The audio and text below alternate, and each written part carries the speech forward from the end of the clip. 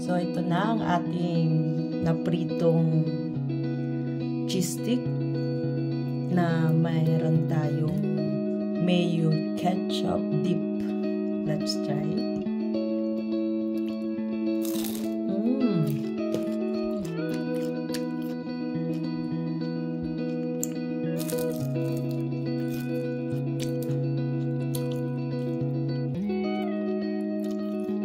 Fairness, lasang cheese.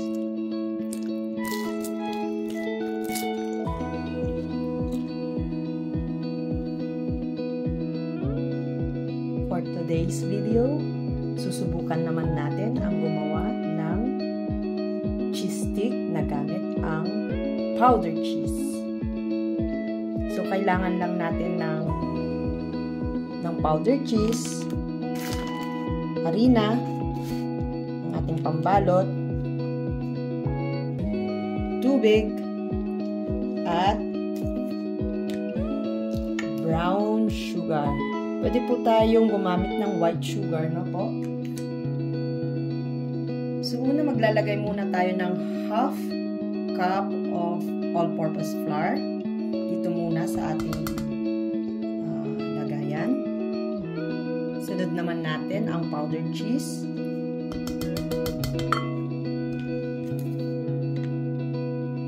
Ang 1 tablespoon of brown sugar. At ang ating tubig. Hahalu-haluin lang natin bago natin isalang sa kawali.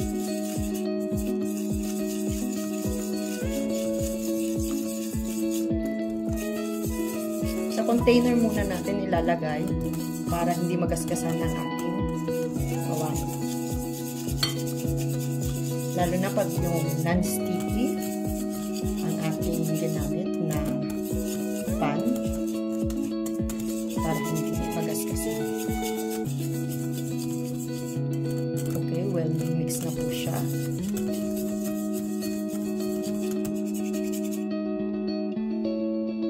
Lulutuin na po natin ang ating mixture.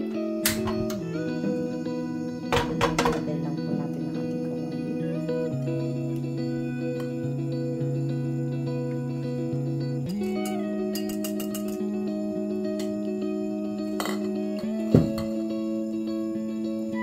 So, hahaluin natin para maluto. Po nating pintuan ng paghalo dahil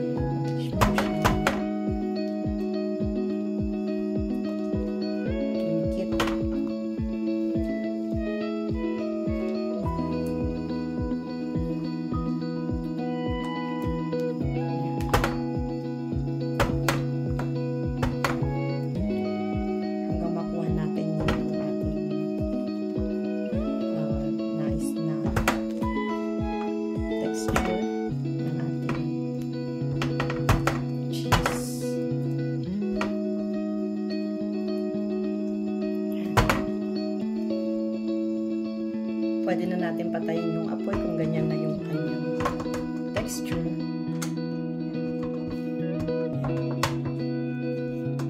Nakita nyo?